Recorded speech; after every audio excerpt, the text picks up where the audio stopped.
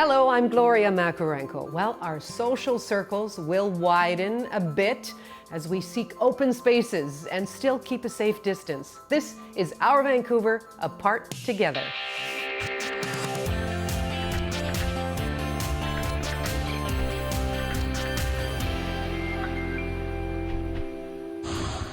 Coming up, haircuts you can do yourself. And specialty foods from boutique grocers are in big demand. But first, saving Mother's Day with a gift you can make at home. Well, we have been spending a lot of time at home, and you've had time to really take a look at your interior decorating to see what craft supplies you may have stuffed away, to count your flower vases, for example. So in that spirit, we have asked designer Carla Dreyer to help us with some simple Mother's Day gifts with things that we might already have here at home. Carla, it's so good to see you. How are you? I'm good. It's so nice to see you too. I love that we're doing this. Now, I was just thinking about you specifically. You usually spend a lot of time in other people's homes, helping them with their decor and that type of thing. What's it been like for you spending so much time in your home? You notice everything, right? I think you notice, and I think thinking of home differently, even myself, I've always talked about the connection to home and yourself. I think that's even bigger now. Our homes are functioning. There are offices, there are, family spaces, they're what nurtures us, they're where we create. I think we're seeing that our homes are really everything. So I'm getting very, not particular, but just aware of what brings me joy in my home, for sure. I'm noticing all the scuffs and, the little, where the paint, where it's the vacuum cleaner cord around the corner, that, gotta touch that up, gotta touch those kind of things. So have you made any changes to your home? You know what? I think I've taken things away. I think the decluttering thing, which is hard. I've got 2 young girls, so they've got a lot of stuff. But just kind of and moving things around, like changing things. Like I like making little vignettes, so changing things around. I just kind of felt good, kind of therapeutic for me. Just to freshen up. I've got to put my energies somewhere for sure. Totally. There's been about 7 vignettes changed in like this small little area.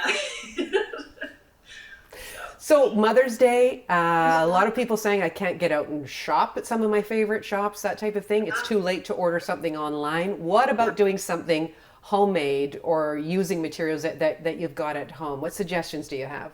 Perfect. I got lots of ideas, and this is what I've been doing at home, is actually really like scouring things, like opening up cupboards, seeing what I've got, rearranging things. So did this for, to show you some ideas. And so the first is like art, I always like something meaningful from the girls. So this is actually something they did do. And tell me if you can see this, okay? It's beautiful. Love yourself. Love yourself. My 8-year-old Presley did that. So this could be, you could draw a picture, write a little saying, put it in a frame. I mean, it's funny when you go in the garage that you have frames and things kind of lying around. So you could frame it. Another thing we did too is we pressed flowers. So I've been obsessed with flowers, is pressed them. You can see them there. So you just take it in between parchment paper and press it. Because we're close to Mother's Day, you could actually apparently microwave them. So if you put them between 2 kind of brick-like surfaces and microwave it for 1 to 3 minutes, and then you could create yourself like a little floating, I haven't glued these down, but little floating frame. Oh, lovely. Flowers. Yeah, which I think would be nice. And then another thing I did is this is like supporting, is actually a picture of my girls. This is from a local artist who is raising funds for the food bank. And she did this, she turned around this within like a couple days, and I just printed it off. So who's the artist? You have to give her a plug while you're showing us the picture. I'm gonna say, I hope I don't say her name wrong. It's Renske Werner. Okay. It's so cool. So this is what the grandmas are getting this year. I love it. So what are you going to be doing on Mother's Day? Well, I don't know. They don't usually say, but what I do is doing a breakfast in bed. I usually get breakfast in bed. And this is, I want to show you this little idea because this is super easy and cute, is if you have a tray, you can, what we did is they just printed out a picture of themselves and then use Deco Podge, which you can still get decoupage. Like Michael's, and it's still open. Apparently, I don't know if it's essential service, but you can still get Mod Podge, decoupage, and you just put the picture on. And I thought that's really sweet to be able to, you know, bring mom in bed. And then flowers. I'm obsessed right now. I don't know. I think it's that call to nature, being indoors so much. So like supporting the local florist, but these are just at my grocery store, like went and put together little flower, you know, and you could just put like a single one in a vase. Like that is gonna for sure make mom so happy. These little tiny ones like that. Oh, so pretty. No, you're right. It's the simple things for sure. Well, Carla, I hope you have a wonderful day, and thank you so much for coming to us from your lovely home. So good to see you. So good to see you. Thank you. Happy Mother's Day to you. This is Mark, and this is Our Vancouver. Well, it's time for one of our favorite features when we showcase a number of the photographs that are sent in by you, our audience. Our BC Photos email has been filling up more now than ever before. Photography is obviously something you can safely do outdoors, and we do appreciate you sharing your images with us. Linda Poole heads the city's Cherry Blossom Festival. The festival is all online this year with many photos and suggestions for amazing walks. So here is her reminder you can still be at a safe distance while taking in the splendid cherry trees. And so many of you did. Jess McMahon was walking Peanut the rescue dog, who really likes the blossom petals. Adorable, Jess, thank you. Steve Dyer was also inspired by the pink petals. Lovely image, Steve, thank you. And Jason Baudouin admired the blossoms close to where he lives. Mark Sason was down at the Marine Drive Golf Club when he noticed the petals there. Lovely stuff, thank you. And finally, Asuka Forrest sent this photograph of a painting that she did of blossoms. That works for us. It is so very beautiful. Thank you for the creative spirit. And do send us more. You can email your photographs to bcphotos@cbc.ca. That's bcphotos@cbc.ca. Now, here's a story about sibling rivalry, bread, and the need for simple solutions. Jordana Largy studied cooking in Paris, and she knows how to make fabulous food. Her sister Megan went online a while back and found a super easy recipe. So in this time of social distancing, Megan sets off to prove to Jordana her bread is best. I didn't go to France to learn how to bake bread. Measuring cups. I learned. I tell you. I looked for the easiest recipe I found on the internet.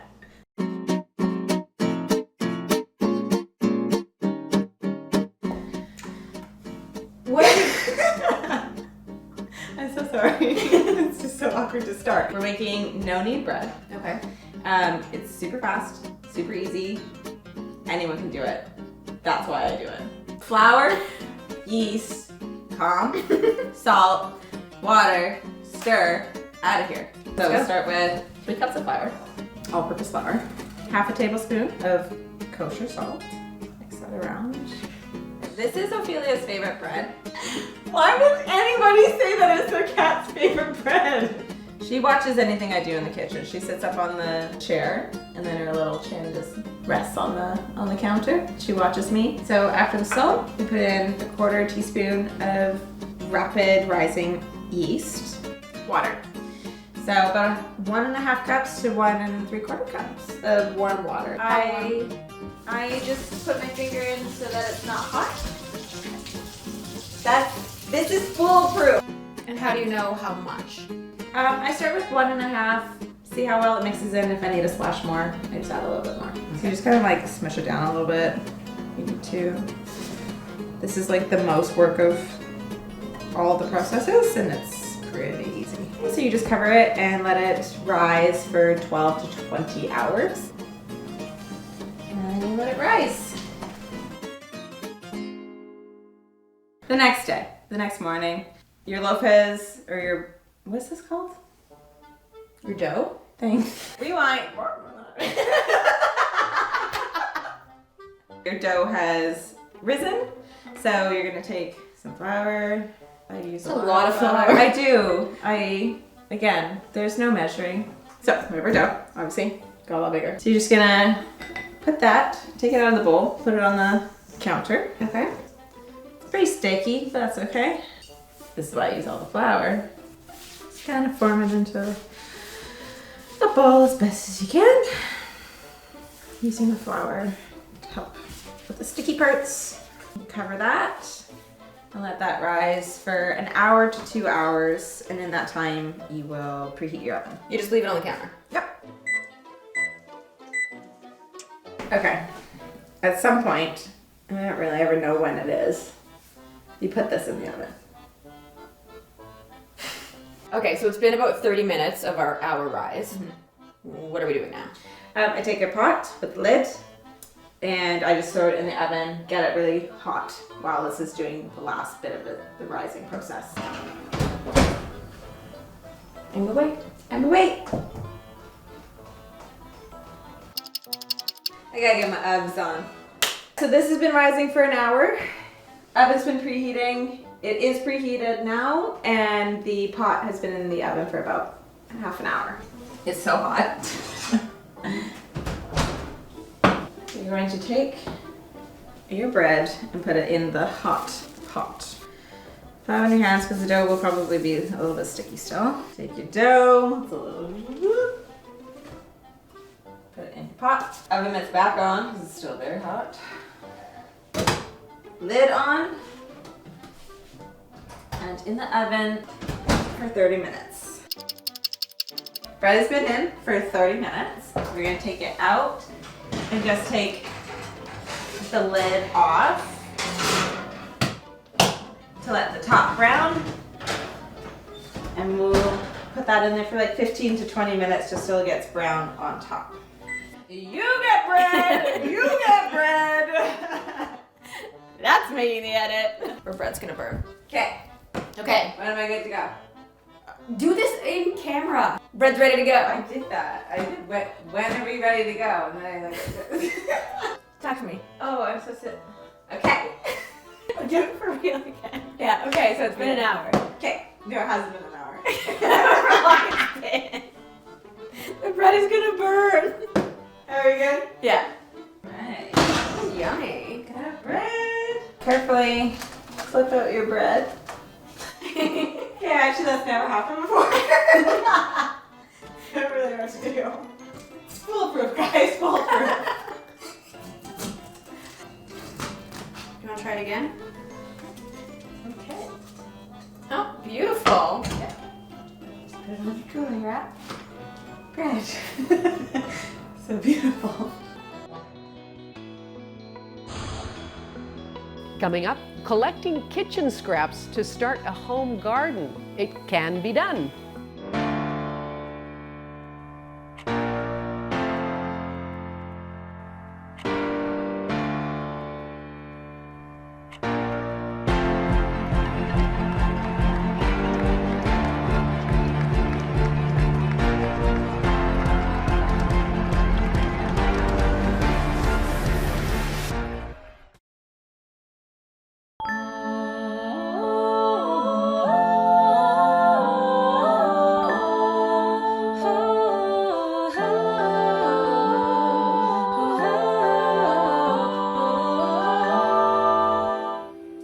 Hi, welcome back to Our Vancouver, Apart Together. This is a program on how we are all coping through COVID-19. I'm Gloria Macarenko.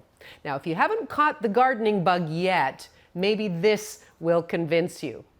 You can easily grow herbs and even some vegetables by using kitchen scraps. No seeds needed. Well, Egan Davis teaches at the UBC Botanical Garden, and he explains how.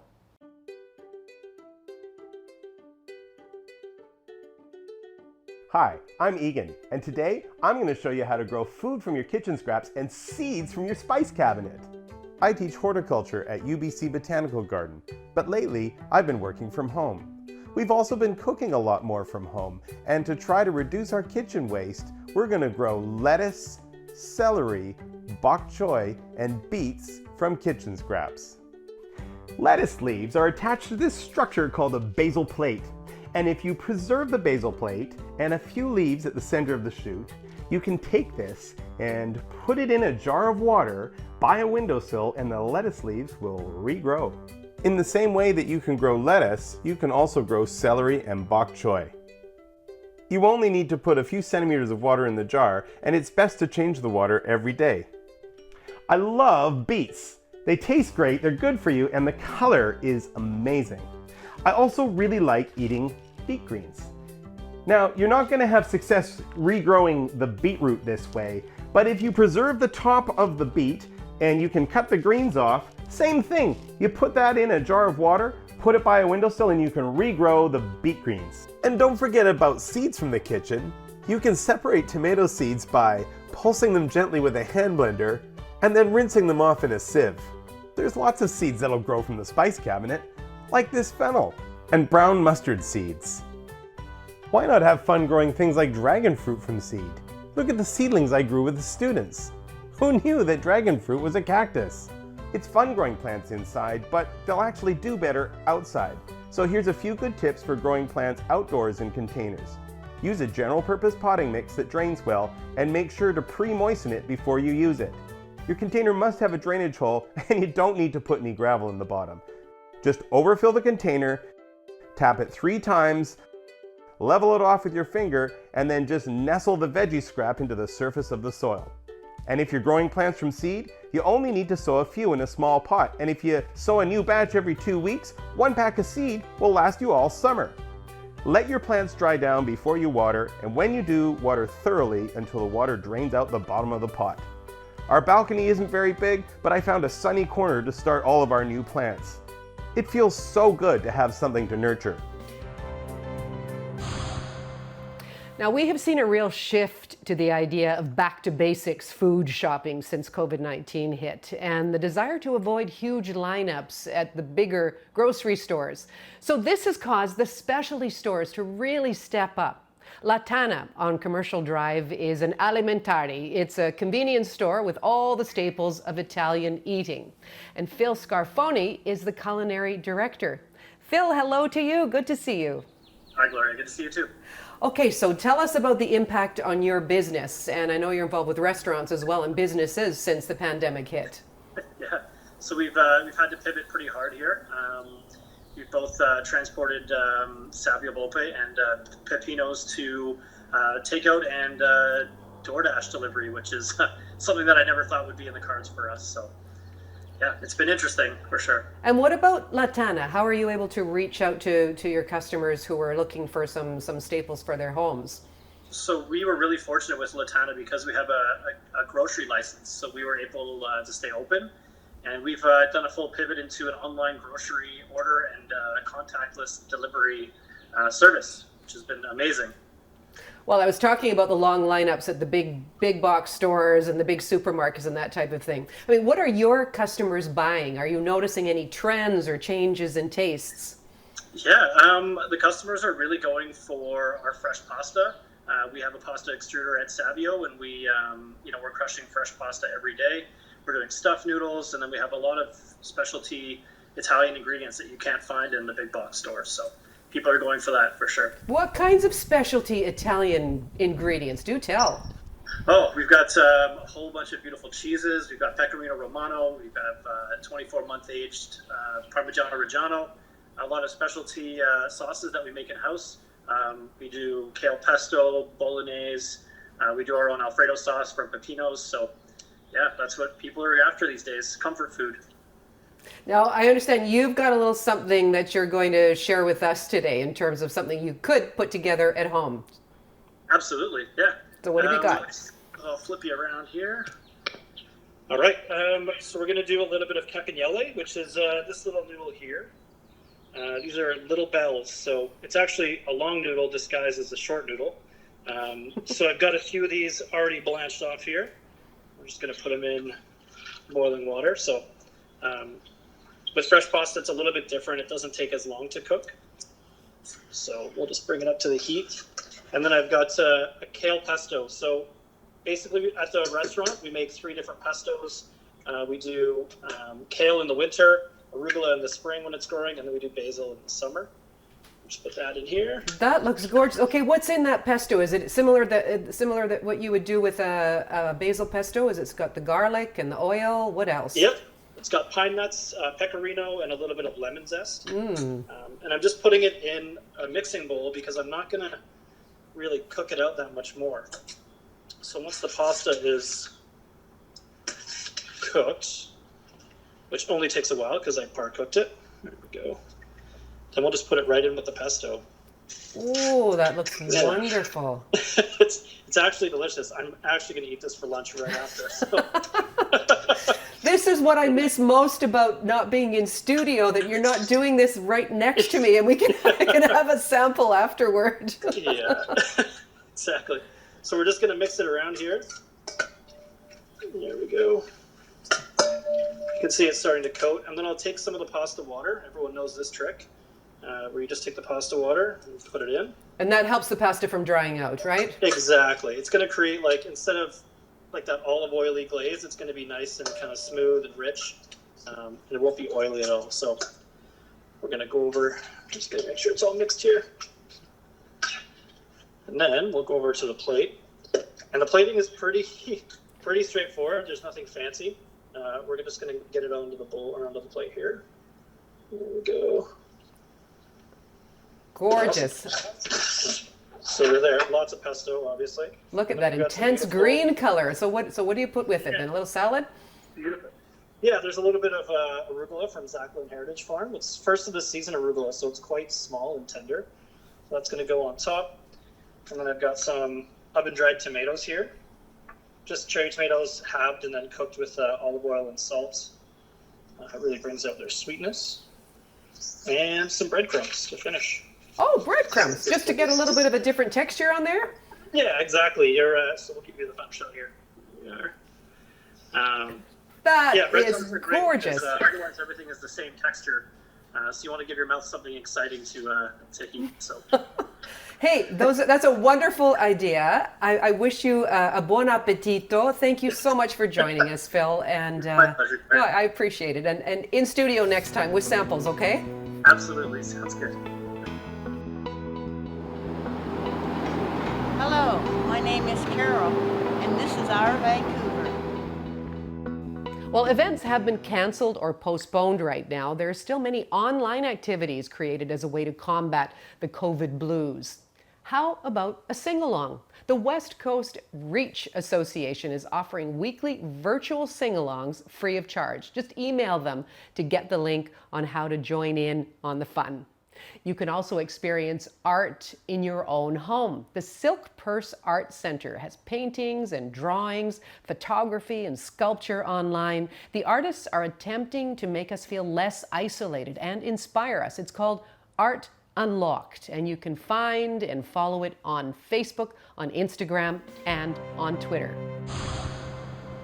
Hey, I'm Grant Lawrence from CBC Music, coming to you from home, which is where every Canadian musician is as well. And with tour buses and vans parked and stages dark for the foreseeable future, musicians are finding consistently innovative and inspiring new ways to bring their music to you. Here's the best of Quarantunes for this week.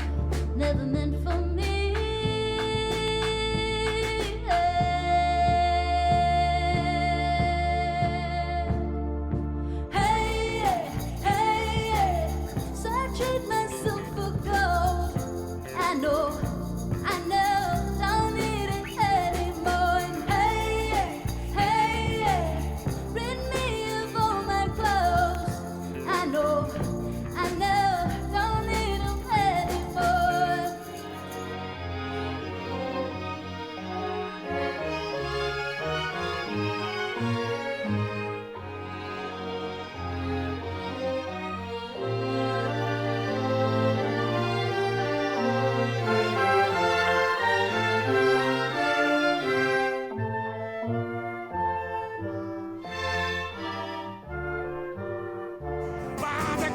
I'm amazed, 'cause we're all in this together, and we've got to brave this stormy weather. You can count on us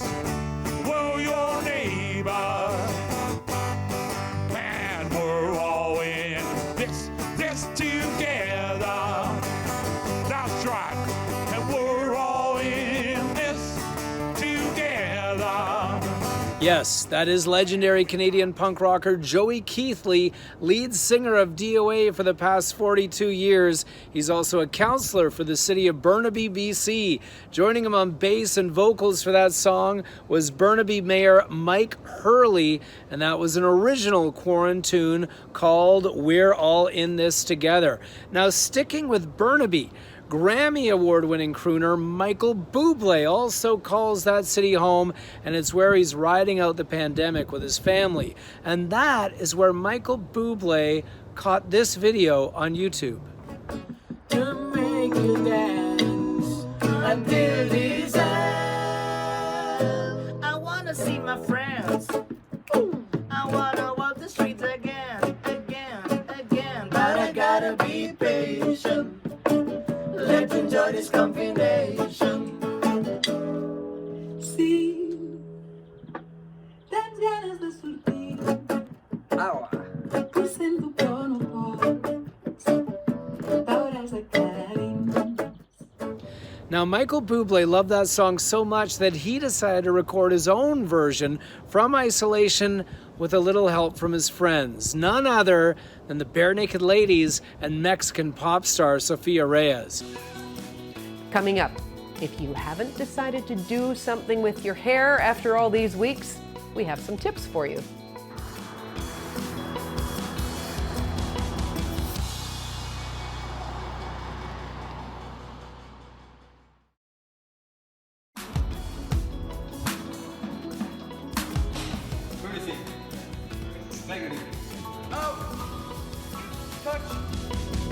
You are watching Our Vancouver, Apart Together, and this is a program on how we are all coping through COVID-19. I'm Gloria Macarenko. You know, it has been a long time since we have had a professional haircut, honestly. Now, these services are going to be back, but in the meantime, CBC makeup artist and hairstylist Megan Zwick has some tips for home self-care.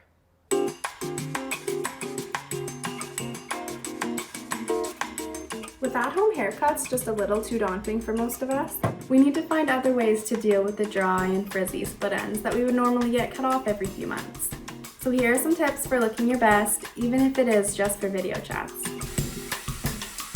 Avoiding unnecessary heat from blow dryers, flat irons, and curling irons can help keep the fried ends at bay. Instead, opt for air drying. It takes a bit more time, but most of us have that these days. If you're someone with longer hair, give yourself a break from high and tight ponytails and buns. These types of styles can put strain on the scalp and potentially lead to breakage. If you are going to tie your hair up, keep it low and try using soft ties like scrunchies. Or you can try other heatless styles like braids. There's a ton of variation to choose from, and YouTube is filled with video tutorials. If you have short hair, consider a product like pomade to help disguise the length. Use it to keep your hair closer to the scalp and it'll seem a little less poofy and unruly. A hair mask is a deep conditioning treatment used to help heal dry and damaged hair. Try making one at home using coconut oil. Melt it to a liquid, apply it to the ends of your hair, leave it on for 15 to 30 minutes, and then shampoo and condition as normal. And if all else fails, well, just have a hat handy for your next Skype date.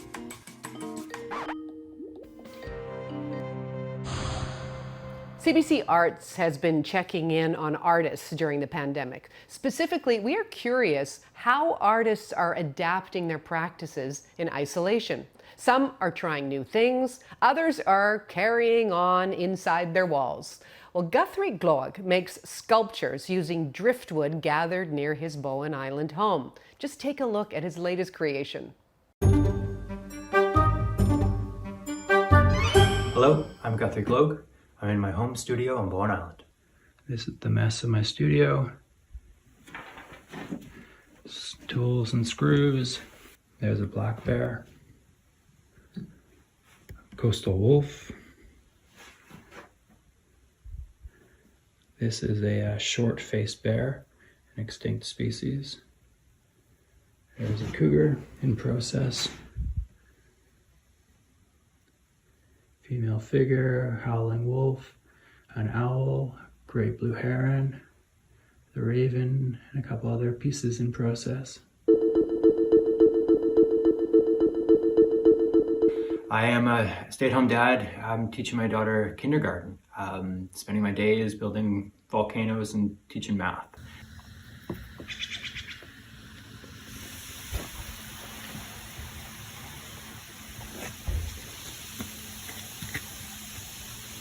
In the midst of all this madness, I decided that it would be a good idea to build a life-size elk out of driftwood in the basement of my house.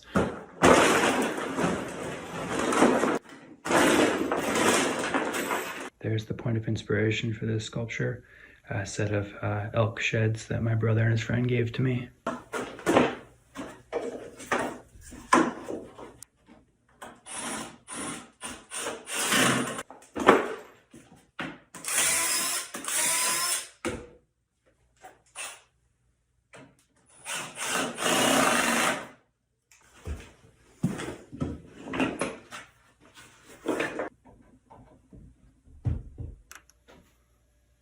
I probably should have gone with a smaller sculpture, maybe something a bit more sellable, but as I've been working on this piece, I've realized that it feels like an act of faith in art. I can find inspiration in nature, and that's given me peace and solace. There it is. I also realized that, with the future, we don't know what's going to happen, and all I know is I want to create art for the future I want to see.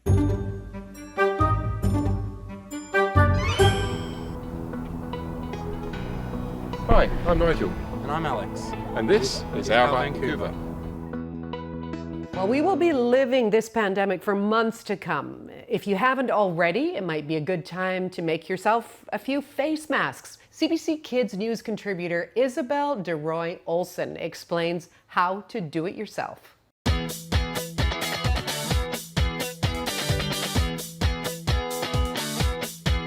Hey everyone, it's Isabel, and today I'm going to be teaching you how to make a homemade non-medical face mask. Life is very different right now as we deal with this COVID-19 pandemic. You may have noticed people are wearing face masks too. It's something Canada's top doctor is encouraging.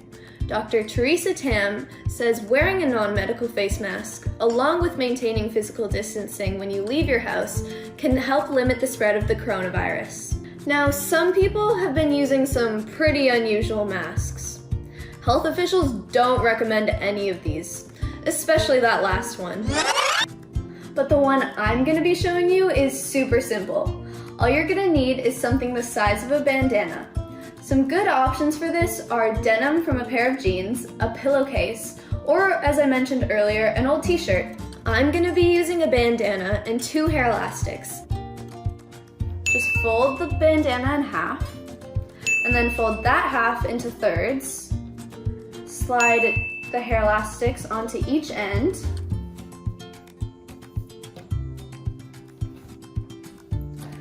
Put your paper towel into the fold, and put each end into the pocket as well.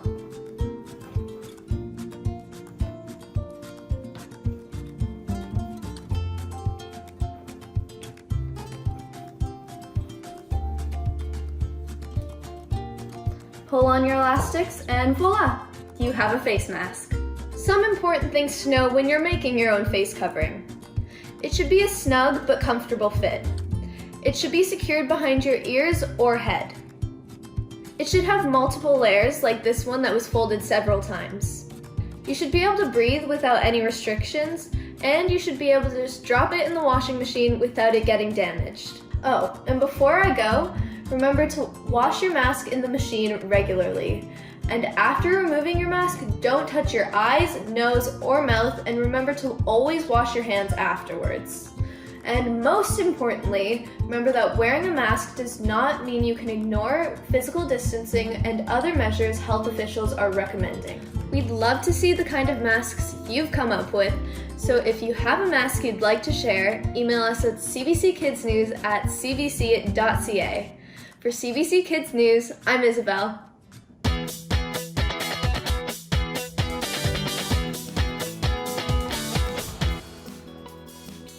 Coming up, a segment that we are calling Remember When.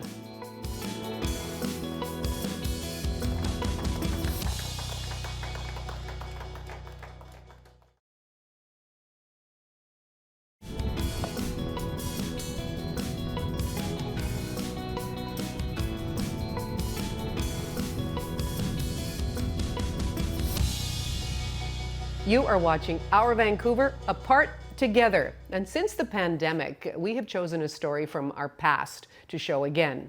This week, we have reached back to 2007 and the story of the Performing Arts Lodge. It's a retirement home for aging entertainers.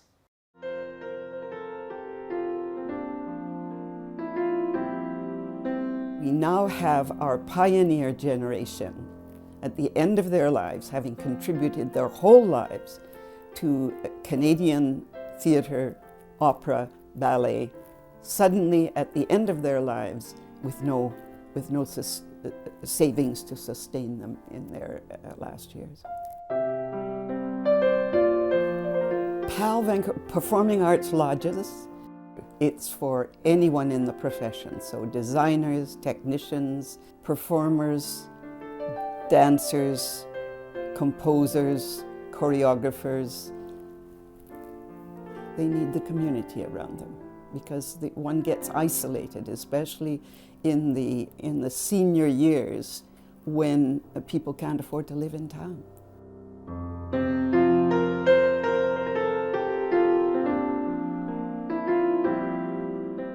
It may be necessary for every human being to have a creative outlet.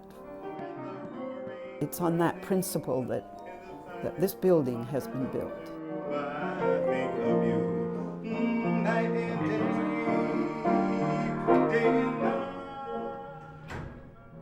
Here we are in PAL Vancouver's Theatre on the Roof. This is what makes this particular social housing development unique in Vancouver and unique perhaps in Canada. There is room to go on with your creative life when you can no longer act, which I can't do anymore because it's too much stress and I have a very weak heart. So, but I can still paint and I can still write, and so you must. You have to keep that thread going. That's the lifeline.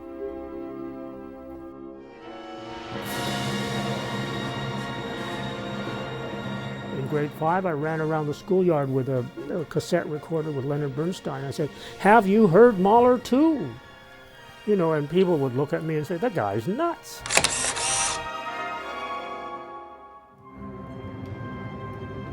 Well, when I first moved, I thought, oh my God, I'll be living in a building with a bunch of people that I rejected at audition. I think I was probably a very different kind of personality, and probably very type A and very pushy, and you know, like that's in a way the only way you can get the art sort of going is to keep hammering away at the same drum all the time. Sometimes you get carried away with your ideas because there comes a point when you don't make mistakes and you believe your own publicity, and that's when things can go awry very easily. His arts empire faltered and crashed in February '83. David Y.H. Louis declared personal bankruptcy, known as the $500,000 nosedive.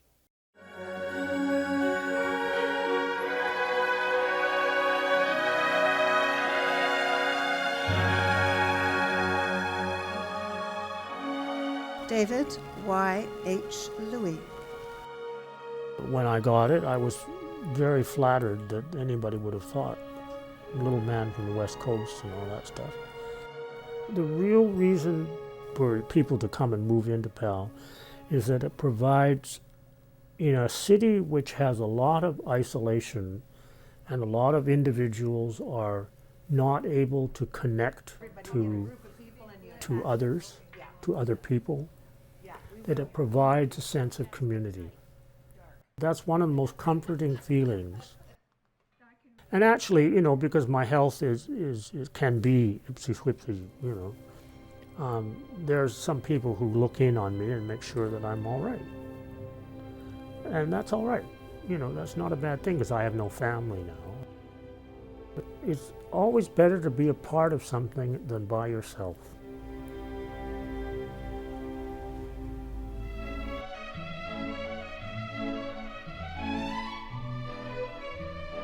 I credit my mother with the first love of dance, because we danced all the time. It was just, that's what you did for entertainment.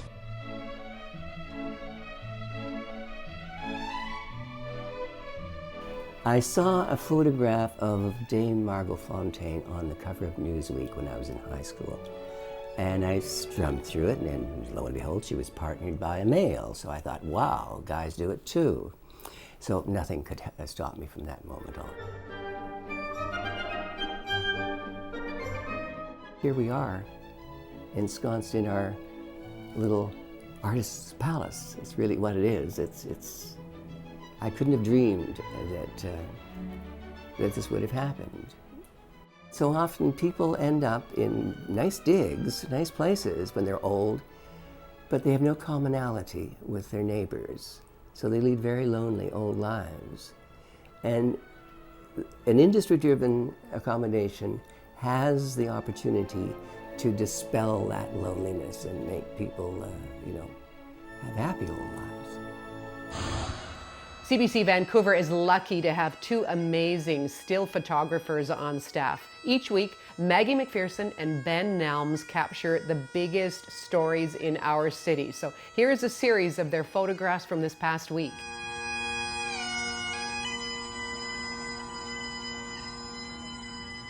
That is Brian Davies playing Amazing Grace. It is his 7 o'clock salute outside Ladysmith's Hospital. Amazing indeed. Well, do stay safe. Goodbye for now.